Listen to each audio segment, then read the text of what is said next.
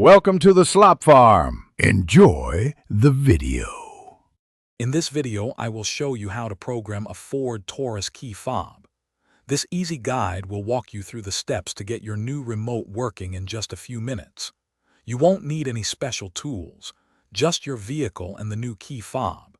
It's a straightforward process that allows you to program up to 4 key fobs for your car, ensuring convenience and security. To begin, insert an already programmed key into your ignition. Now, turn the key from the off position to the run position 8 times in rapid succession. This needs to be done within 10 seconds.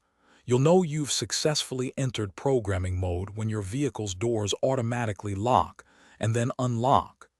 This distinct action signals that your car is ready for the next step. Once your vehicle is in programming mode, take your new key fob. Within 20 seconds, press any button on the new remote. You should hear the doors lock and unlock once more, which confirms that the key fob has been successfully programmed.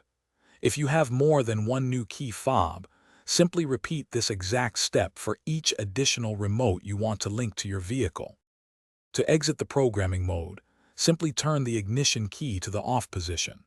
It's crucial to test all of your newly programmed key fobs immediately afterward.